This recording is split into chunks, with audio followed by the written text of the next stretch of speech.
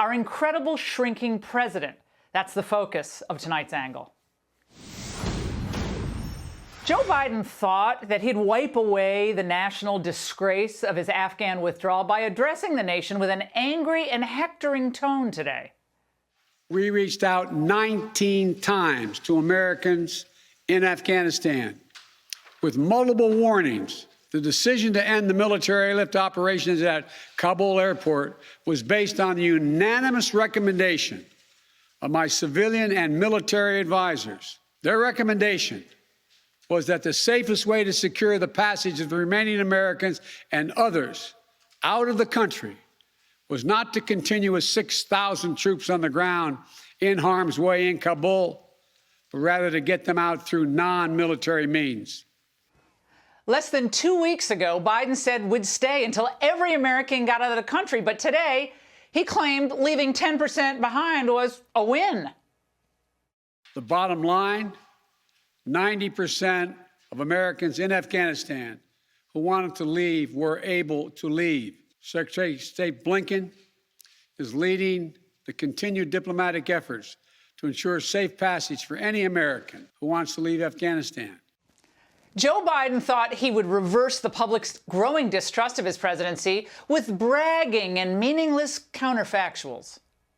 Imagine if we'd begun evacuations in June or July, bringing in thousands of American troops and evacuating more than 120,000 people in the middle of a civil war. Still would have been a rush to the airport. The bottom line is there is no evacuation from the end of a war that you can run without the kinds of complexities, challenges, and threats we faced. None. And a slew of former top military officials vehemently disagreed with him in a letter yesterday, and they echoed what I've been saying on this show. Defense Secretary Lloyd Austin, Chairman of the Joint Chiefs Mark Milley, need to go immediately.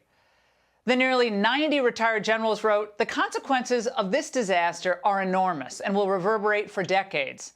Our adversaries are emboldened to move against America due to the weakness displayed in Afghanistan." Of course, the media, well, they gave this little coverage today, which is a tad different from how they reacted any time senior military or intel officials hammered President Trump. But back to our current shrinking President Biden. It's obvious from everything that's happened over the past several weeks that he doesn't care about the outcome here, only what it means for his personal poll numbers. Take, for example, today's report about Biden's July 23rd phone call with former Afghan President Ashraf Ghani, who since fled the country with a bunch of cash.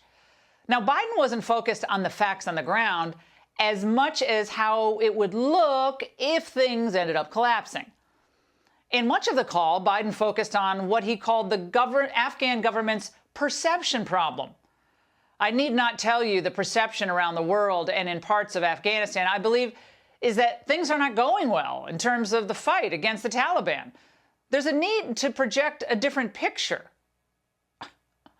Well, once again, he and his team are not immersed in the details of the operation, but instead on the optics and the possible political fallout. During Trump's entire term in office, all we heard from the left was how unpresidential and how disrespectful he was, and how he trampled on political norms. Remember all that? But it was Mr. Joe Biden, the most experienced president ever, who was actually unpresidential and disrespectful at the Dover Air Force Base this past Sunday. Now think about this. All he had to do was stand there and show genuine respect and empathy.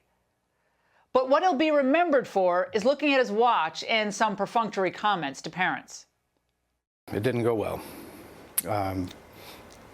He talked a bit more about his own son than he did my son, and that didn't sit well with me.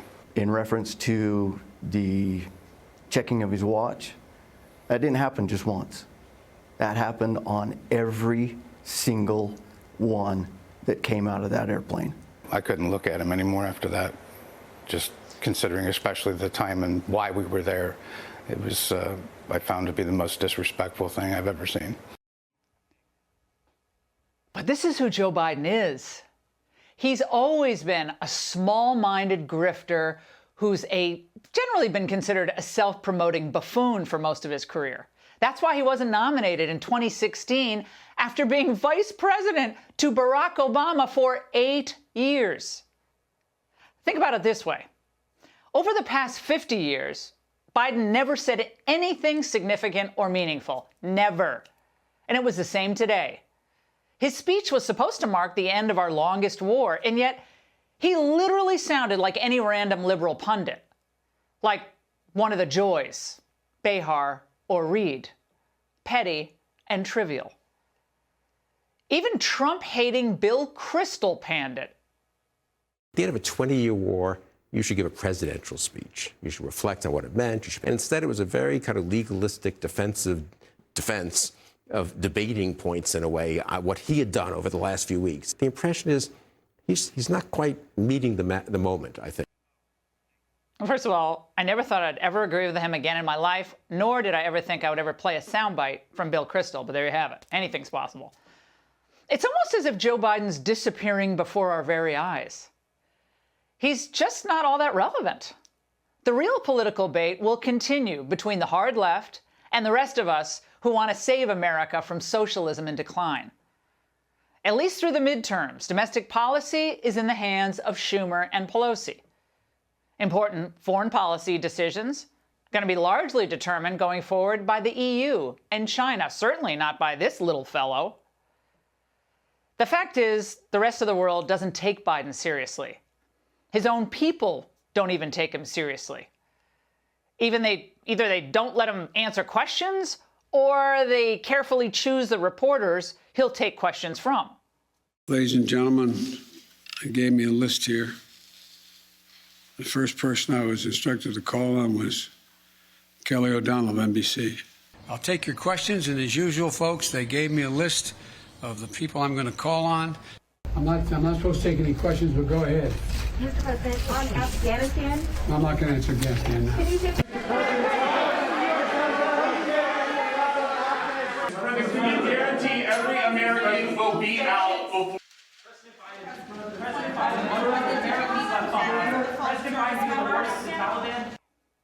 Can you believe that?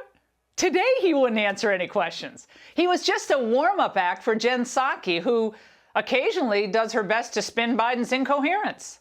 But Biden had that mask on as he turned around. He made sure to grab that. Great job, Joe. No one in the history of the world has ever changed his or her mind on anything as a result of a Joe Biden speech. And no one ever will.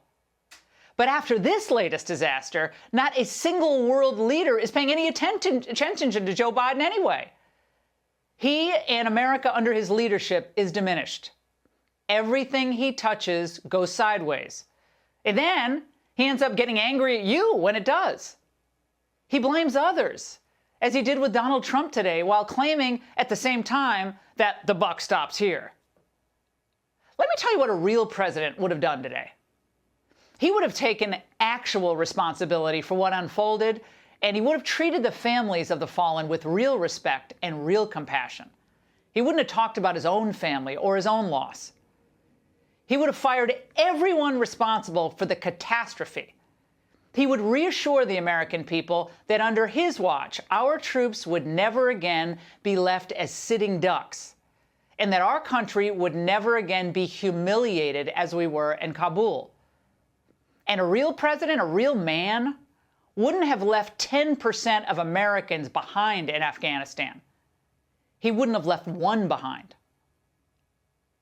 Unfortunately for us, for America, we won't have a real president for at least another 3 years and 5 months.